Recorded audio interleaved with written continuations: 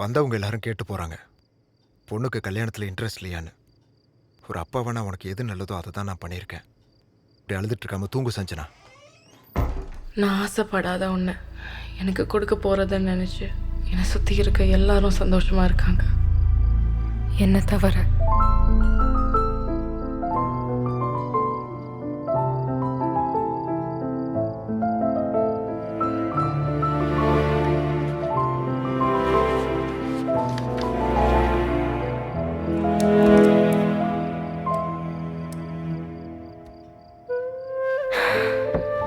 எல்லாருக்கும் எல்லாம் கிடைக்கணும்னு இல்லைல்ல.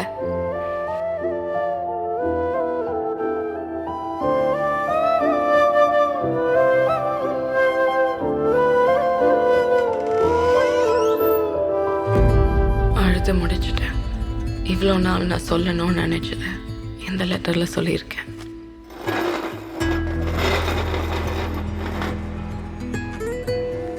இது முட்டாள்தனம் தான். ஆனால் கடவுள் நினச்சிருந்தா என் லைஃப்பை மாற்றிடலாம். ஆனால் இப்போ அந்த கடவுளே நினச்சாலும் என் முடிவை மாற்ற முடியாது.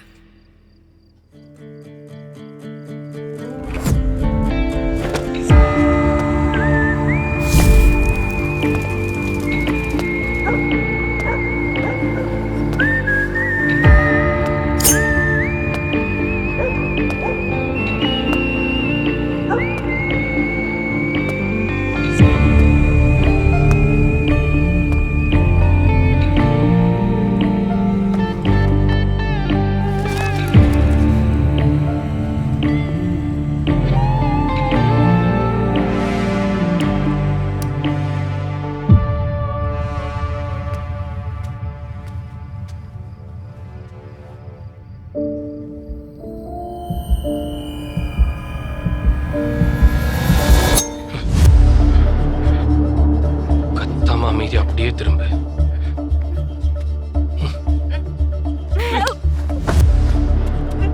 கத்துன அறுத்துட்டு போயிட்டே இருப்பேன். கத்தாத. இங்க பாரு, நான் உன் வீட்டுக்கு திருட தான் வந்தேன். எனக்கு வேணுன்றத கொஞ்சமா எடுத்துக்கிட்டேன். நீ அமைதியா இருந்தா நான் உன்னை ஒன்றும் பண்ண மாட்டேன். சாகதானே போற, என்ன மாட்டி விட்டு உனக்கு என்ன கிடைக்க போகுது? யோசி.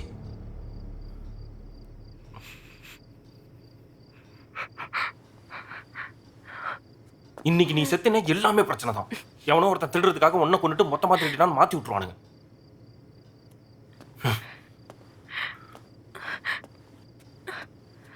நீ சாகிறதுலாம் எனக்கு எந்த பிரச்சனையும் கிடையாது. ஆனா இப்ப செத்தா எனக்கு பிரச்சனை.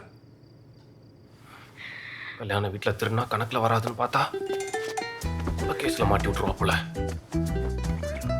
Excuse me, if you don't mind, இந்த சூசைட் பிளானை ஒரு 1 வீக் போஸ்ட்போன் பண்ண முடியுமா? ப்ளீஸ். யாரு நீ? நீ வீட்டுக்கு திருட வந்துட்டு என்னென்னமோ பேசிட்டு போற. இதுல நான் எப்போ சாகணும்னு இவரு சொல்வாராம். சாகறதுக்கு முன்னாடி ஒரு நல்ல காரியம் பண்ண மாதிரி இருக்கும்ல. அம்மா அப்பா கீழே தூங்கிட்டு இருக்காங்க, என்னை கத்த வைக்காத. நான் ஏற்கனவே செம்ம கடுப்புல இருக்கேன். திருடிட்டல, அது எடுத்துட்டு சைலண்டா போயிடு. ஓ அப்படி? அப்ப சரி, உங்க அப்பா கூப்பிடு, நான் அவர்கிட்டயே பேசிக்கிறேன். திருட வந்துட்டு பெரிய மௌனராகம் கார்த்திக் மாதிரி பண்ணாத, சரியா? ஓகே சரி. என்ன, நான் இன்னைக்கு சாகாம 1 வீக் பொறுத்து சாகணும், அதானே?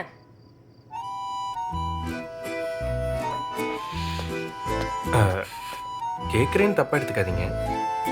உங்ககிட்ட ஏதாவது கேஷ் இருக்குமா? இல்லைங்க, நீங்க செத்ததுக்கு அப்புறம் அந்த கேஷ்லாம் வேஸ்டா தானே போகுது.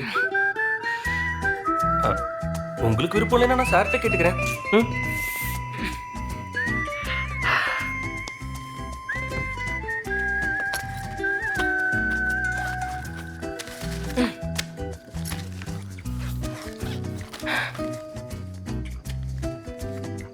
இப்போ என்ன? இல்லைங்க, வீட்டுக்கு திருட தான் வந்திருக்கேன்னு தெரிஞ்சும் செலவுக்கு காசெல்லாம் கொடுக்குறீங்களே, நீங்க ரொம்ப நல்லவங்கங்க. அப்படியே இந்த பால்கனி கதவும் திறந்து விட்டீங்கன்னா வந்து தொலை. ஆமாம் நீங்கள் ஏன் தூக்க மாட்டிக்கு போனீங்க? தம் தூண்டுறதுட்டு அவ்வளோ உயரத்தில் எப்படிங்க கயிறு கட்டினீங்க? சாரி, நீங்கள் போங்க. இவ்வளோ பேர் இருந்தும் ஒரு திருடன் வந்ததே இவனுங்களுக்கு தெரியல. தைரியமாக போங்க, எவனும் எழுந்துக்க மாட்டான். ஏன் போ ஆடா. என்ன ரிலேட்டிவ்ஸ் அதுக்கு நாளைக்கு கல்யாணத்தை வச்சுக்கிட்டு நைட் இப்படி இன்னொருத்தன் கூட பேசிட்டு இருந்தா என்ன நினைப்பாங்க? சே ஒன்றை போய் யாராவது தப்பாக நினைப்பாங்களா? அது இல்லாமல் நீ வேற சாக போறல்ல. நான் எப்படியும் தைரியத்தை வர வச்சுக்கிட்டு சாகலான்னு முடிவு பண்ணியிருக்கேன். நீ அடிக்கடி சாகதானே போறேன்னு சொல்லி பயமுறுத்தாத. ம். இப்போ போனா யாராச்சும் பார்த்துருவாங்க. வெயிட் பண்ணு. நிம்மதியா சாக கூட முடியல. அது ஏன் படிக்கிற? என் பர்சனல். தமிழ் எழுத வராதா? English medium. ஆ இங்கிலீஷ் மீடியம்னு சொன்னேன். ஆஹா, அப்போ லெட்டரும் இங்கிலீஷ்லேயே எழுதியிருக்கலாம். லைஃப்பில் நான் வேஸ்ட் பண்ண 3 நிமிஷம்னா அது இதுதான். ரொம்ப சின்ன பிள்ளைத்தனமாக இருக்கு. இதெல்லாம் ஒரு காரணம்னு சூசைட் பண்ணிக்கணும்னா நான்லாம் எப்பயோ செத்து போயிருக்கணும். திருட தானே வந்த, ஃப்ரீ அட்வைஸ் எல்லாம் வேண்டாம். என் இடத்துல இருந்து யோசிச்சு பார்த்தா தான் தெரியும், பிடிக்காம எவன் கூடயோ வாழ்றதுக்கு சாகிறதே மேலுன்னு.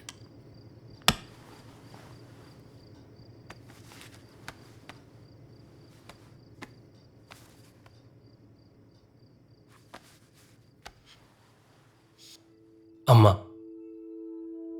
பழைய ரஜினி படத்துக்கெல்லாம் கோரஸ் பாடியிருக்காங்க. 24 வயசு இருக்கும்போது ட்ரெயினில் விழுந்து தற்கொலை பண்ணிக்கிட்டாங்க. அன்னைக்கு அவங்களுக்கு என்ன பிரச்சனைலாம் எனக்கு தெரியாது. நீ சொன்ன மாதிரி அவங்க இடத்துல இருந்து யோசிக்கிற அளவுக்கு எனக்கு வயசும் இல்லை. ஆனால் அன்னைக்கு அவங்க ஏன் இடத்துல இருந்து யோசிச்சிருந்தாங்கன்னா நான் இப்போ இங்கே இருந்திருக்க மாட்டேன். நமக்கு பிடிச்சவங்க நம்மளை விட்டு போகும்போது அவங்களுக்கு தெரியாது நமக்கு எவ்வளோ வலிக்கும்னு.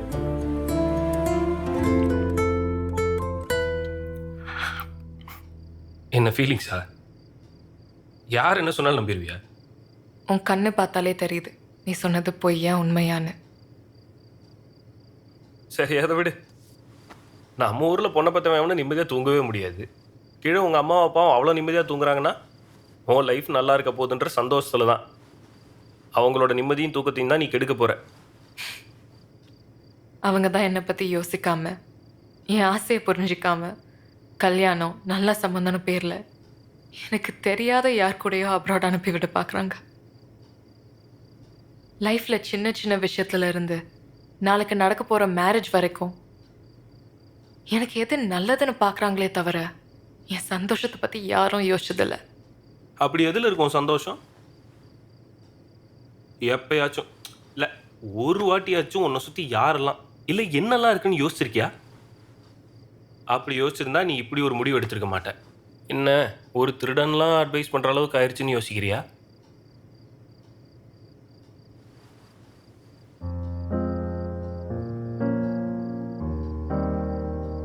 இரு, தூங்கிட்டாங்களான்னு பார்க்குறேன். நேரில் விட ஃபோட்டோவில் நல்லா இருக்கு. நீ தலைவர் ஃபேனில்? மியூசிக்கில் இன்ட்ரெஸ்ட், ஆனால் படிக்கிறது இன்ஜினியரிங். இதெல்லாம் உனக்கு எப்படி தெரியும்? இவ்வளோ நேரம் இந்த ரூம்குள்ளாரியே இருக்கேன், இது கூட தெரிலன்னா எப்படி? மியூசிக் தான் எனக்கு எல்லாமே. இண்டிபெண்ட்டாக நிறைய மியூசிக் ப்ரொடியூஸ் பண்ணணும்னு ஆசை. பொண்ணு மீடியானாலே ரிஸ்க்குன்னு ப்ராப்பராக ஒரு டிகிரி பண்ணணும்னு இன்ஜினியரிங் சேர்த்துட்டாங்க. சரி, படித்து முடிச்சுட்டு ஏதாச்சும் பண்ணலான்னு யோசிக்கும் போது தான் கல்யாணம்னு வந்து நிற்கிறாங்க. சாகிற அளவுக்கு இது கேட்கறதுக்கு சோகமாலாம் இல்லை. எனக்கு இந்த பிடிக்காத வாழ்க்கையை கஷ்டப்பட்டு வாழ முடியாது. டயத்துக்கு சாப்பாடு, உனக்குன்னு ஒரு ரூமு, நல்லா படிக்க வைக்கிறதுக்கு அம்மா அப்பா, இப்படி எல்லாமே இருக்கிறனால தான் உனக்கு சாகணும்னு தோணுது. இதுல ஒண்ணு கூட இல்லாத எங்களை மாதிரி ஆட்கள்லாம் தான் ஒரு நல்ல லைஃப்காக ஏங்குறோம். கிரிஞ்சா இருந்தாலும் இதுதான் உண்மை. நீ படிச்சிருக்கியா? MBA IIT IIT? படிக்கணும்னு ஆசைப்பட்டேன். அப்புறம் +1 ஸ்டாப் பண்ணிட்டேன். சாக போன உடனே நான் சாகடிச்சிருவேன்னு சொன்ன உடனேயுமே பயந்து போய் நின்னுட்டேன். உயிர் மேல அவ்வளோ பயம். பயம் இல்லைன்னு சொல்ல மாட்டேன், ஆனா தைரியமும் இருக்கு. இல்லைன்னா இங்க ஒரு திருடனோட உட்காந்து பேசிட்டு இருப்பேனா?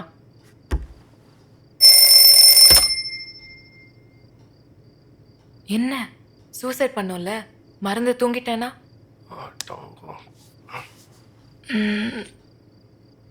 நான் ரீசெண்டாக கம்போஸ் பண்ண ஒரு சாங் இருக்கு. இது வரைக்கும் பண்ண மியூசிக்கெல்லாம் யாரும் கேட்டதும் இல்லை, நானும் கேட்க வச்சதும் இல்லை. கேட்குறியா?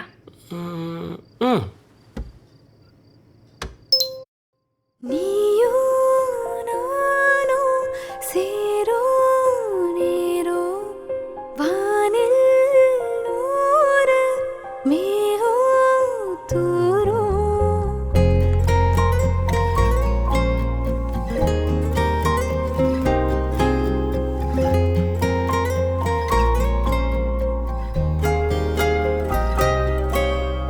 நீயும் நானும் சேரும் நேரம் வானில் நூறு மேகம் தூரும்.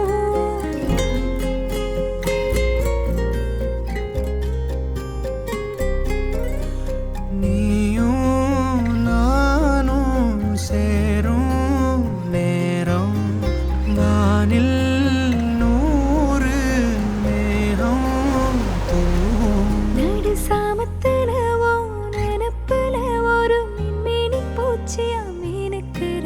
ஈரக்காத்துல குளிர் காயிறைய உசுர. என்ன நல்லா தானே இருந்துச்சு.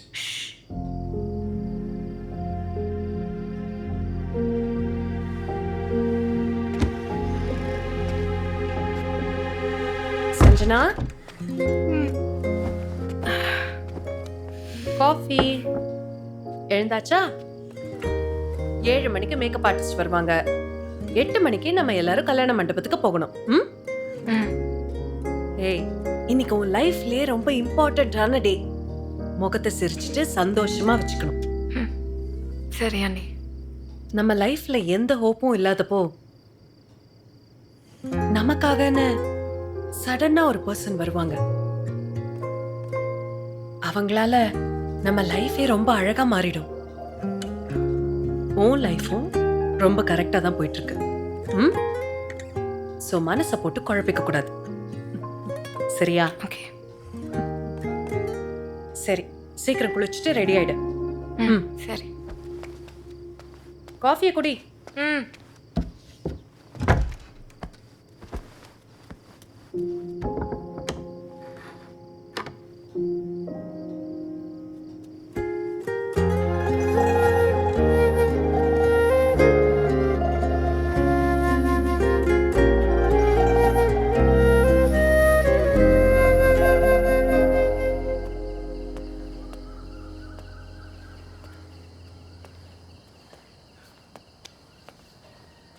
ஒரு நிமிஷம். தப்பா நினைக்கலனா எனக்கு கொஞ்சம் கேஷ் தரியா? அது இப்போ உன் கேஷ் தான், நான் கொஞ்ச நாளா திருப்பி கொடுத்துட்றேன். எவ்வளோ வேணும்? தெரியல, உனக்கு எவ்வளோ முடியுமோ கொடு.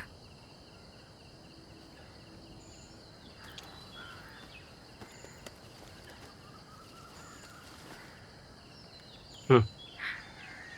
இவ்வளோ. ம்?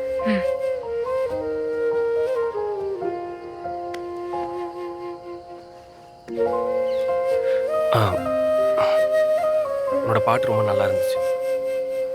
அப்படியே என் அம்மா பாடின மாதிரி தேங்க்ஸ். இப்போவும் மனசுக்குள்ளார கேட்டுக்கிட்டே இருக்கு. கொஞ்ச நாள் இங்கேருந்து தள்ளி இருந்தால் தான் பெட்டர்னு தோணுது. பெங்களூரில் என்னோட ஃப்ரெண்ட் வீடு இருக்கு. யாருக்கும் தெரியாம அங்க போக போறேன். அதுக்கு தான் இந்த கேஷ். வந்த, திருடினேன், என்னென்னவோ பேசினேன், மைண்டை மாத்தினேன், கேஷை எனக்கே கொடுத்துட்டேன். இப்போ போயிட்டே இருக்க. நீ யாரு, உன் பேர் என்னன்னு கூட தெரியாது. ஒரு தேங்க்ஸ் சொல்லணும்னா கூட எங்க தேடி வரணும்னு தெரியாது. எனக்கு என்னமோ உன்கிட்ட நிறைய பேசணும்னு தோணுது. அப்படி உனக்கும் தோணுச்சுன்னா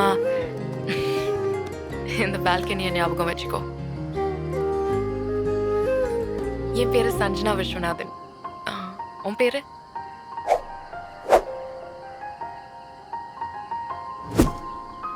உனக்கு நல்லா தெரிஞ்ச பேர் தான். சஞ்சனா,